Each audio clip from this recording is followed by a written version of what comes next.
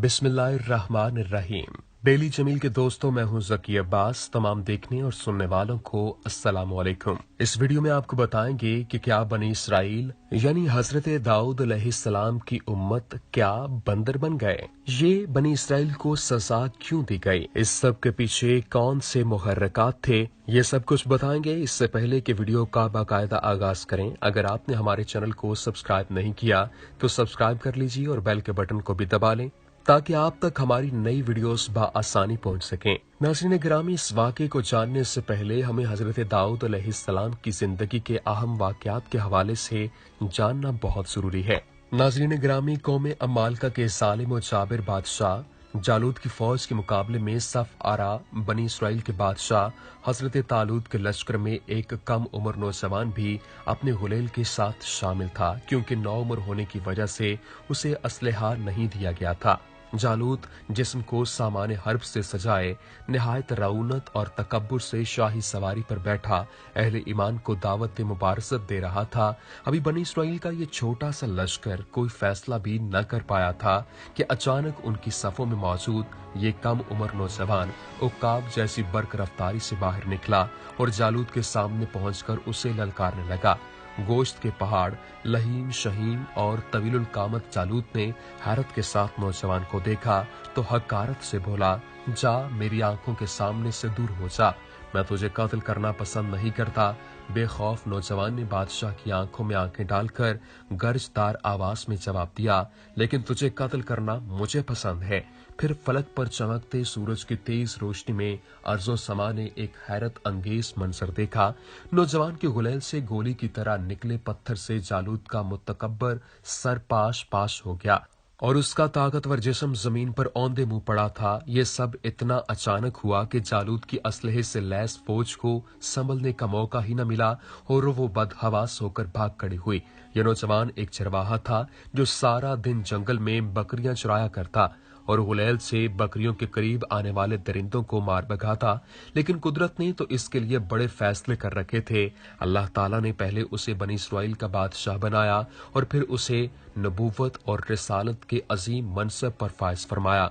कुरान पाक में इरशाद बारी ताला है, दाऊद ने जालूद को कत्ल कर डाला और अल्लाह ने उसको बादशाही और दानाई बख्शी और जिन जिन चीजों को चाहा उन्हें इल्म दिया। नाज़रीन गिरामी, हजरत दाऊद अलैहिस्सलाम 965 कबल मसीह फलस्तीन में पैदा हुए। आप अलैहिस्सलाम हजरत इब्राहीम अलैहिस्सलाम की नस्ल में से थे। मोहम्मद बिन इसहाक हजरत वाहब बिन मंबा के हवाले से तहरीर करते हैं कि हजरत दाऊद अलैहिस्सलाम पस्त कद थे, आंखें नीली थीं, जिस्म पर बाल बहुत कम थे, चेहरे से पाकीज़गी झलकती थी। निहायत हमदर्द, कवी, बहादुर और निडर होने के साथ हुक्मरानी और फैसला करने की कुव्वत तोहफा खुदाबंदी थी। हजरत दाऊद अलैहिस्सलाम से कबल बनी इसराइल में नबूवत आले लावी बिन याकूब अलैहिस्सलाम में चली आ रही थी, जबकि बादशाहत दूसरे खानदान यहूदा बिन याकूब अलैहिस्सलाम में थी। लेकिन अल्लाह रब्बुल इज्जत ने पहली मर्तबा दोनों एहसासात एक ही शख्सियत में जमा फरमा दिए। हजरत दाऊद अलैहिस्सलाम अल्लाह के बरगजीदा नबी और रसूल थे और बादशाह भी। अंबियाए कराम अलैहिस्सलाम हजरत आदम अलैहिस्सलाम के बाद हजरत दाऊद अलैहिस्सलाम ही वो पैगंबर हैं जिन्हें कुरान करीम में खलीफा के लक़ब से नवाजा गया। कुरान करीम की सूरह स्वाद आयत नंबर 26 में इरशाद बारी ताला है, ए दाऊद अलैहिस्सलाम, हमने तुम्हें जमीन पर खलीफा बना दिया, तुम लोगों के दरमियान हक के साथ फैसले करो। नाज़रीन गिरामी, अल्लाह तबारक व तआला सूरह बकरा आयत नंबर 65 में इरशाद फरमाता है, और तुम उन लोगों को खूब जानते हो जो तुम में से हफ्ते के दिन मछली का शिकार करने में हद से तजावुज कर गए थे, तो हमने उनसे कहा जलील ख्वार बंदर हो जाओ। मुफस्सिरीन के मुताबिक सूरत मसख होने का ये वाक़या हजरत दाऊद अलैहिस्सलाम के ज़माने में पेश आया। बनी इसराइल के लिए हफ्ते का दिन सिर्फ इबादत के लिए मखसूस था और उस दिन मछली के शिकार समेत हर दुनियावी काम ममनू था। लेकिन समंदर के किनारे आबाद मछली के शौकीन उन लोगों ने हुक्म की नाफरमानी की, जिस पर अल्लाह ताला ने उनकी शक्लों को मसख कर दिया और फिर 3 दिन बाद वो सब लोग मर गए। तफसीर कर्तबे में है कि यहूद ने शुरू में तो हीले बहाने करके मछलियां पकड़ी, फिर आम तौर पर शिकार खेलने लगे तो उनमें 2 जमातें हो गईं। ایک جماعت میں علماء صالح لوگ تھے جو انہیں اس کام سے روکتے، جبکہ دوسری جماعت نافرمان افراد پر مشتمل تھی۔ پھر بستی کے بھی 2 حصے کر لیے گئے اور ان کے باہمی تعلقات منقطع ہو گئے۔ ایک روز محسوس ہوا کہ جس حصے میں نافرمان رہتے ہیں وہاں بالکل سناٹا ہے، جبکہ وہاں جا کر دیکھا گیا تو وہاں رہنے والوں کی صورتیں مسخ ہو چکی تھیں۔ حضرت قتادہ رحمۃ اللہ علیہ فرماتے ہیں کہ ان کے جوان بندر اور بوڑھے خنزیر بنا دیے گئے تھے، مگر وہ اپنے رشتہ دار انسانوں کو پہچانتے تھے اور ان کے قریب آ کر روتے تھے۔ حضرت عبداللہ ابن مسعود رضی اللہ تعالیٰ عنہ سے صحیح مسلم میں منقول ہے کہ بعض لوگوں نے اپنے زمانے کے بندروں اور خنزیروں کے بارے میں حضرت صلی اللہ علیہ وآلہ وسلم سے دریافت کیا کہ کیا یہ وہی مسخ شدہ شکلوں والے یہودی ہیں؟ آپ صلی اللہ علیہ وآلہ وسلم نے فرمایا، اللہ تعالیٰ جب کسی قوم میں مسخ صورت کا عذاب نازل کرتے ہیں تو ان کی نسل نہیں چلتی بلکہ چند روز میں ہلاک ہو کر ختم ہو جاتے ہیں۔ بندر اور خنزیر دنیا میں پہلے ہی سے موجود تھے۔ ناظرین گرامی، ان لوگوں نے اکثر کام احکام تورات کے خلاف شروع کر دیے تھے۔ ان امور میں سے ایک یہ بھی تھا کہ وہ ہفتہ کے دن مچھلی کا شکار نہ کیا کریں اور نہ دنیا کی کوئی خرید و فروخت کریں۔ یہ سب چیزیں کتاب تورات میں حرام تھیں۔ ان لوگوں نے کوئی پرواہ نہ کی اور ان حرام کردہ چیزوں پر کاربند ہو گئے۔ جب اس قوم نے اللہ تعالیٰ کی نافرمانی شروع کی تو پھر ان کی آزمائش کے واسطے اللہ تعالیٰ نے دریا کی مچھلیوں کو حکم دیا کہ ہفتہ کے دن دریا سے نکل کر ساحل پر آ کر اپنے کھیل کود میں مشغول رہیں اور باقی دنوں میں دریا میں جا رہیں۔ پس خداوند تعالیٰ کے حکم سے مچھلیاں ہفتے کے دن دریا سے نکل کر کنارے پر آ کر پھرتی رہتیں اور ہفتہ کے علاوہ دوسرے دنوں میں دریا کے اندر چلی جاتیں۔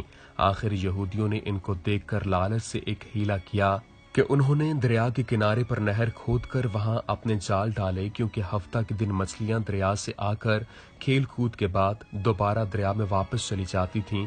آخر وہ سب ہفتے کے دن نہر میں جال ڈال کر رکھتے اور صبح کو اٹھ کر اتوار والے دن مچھلیوں کو اپنی ضرورت اور آرزو کے مطابق پکڑ کر کھا لیتے۔ انہوں نے اپنی دانست میں ہیلا کیا کہ دریا کے کنارے سے پانی کاٹ لائے کہ مچھلیاں وہاں آ کر رہیں، لیکن ان کا یہ ہیلا بھی کام نہ آیا اور مچھلیاں اتوار سے پہلے وہاں سے نکل کر واپس دریا میں چلی جاتی۔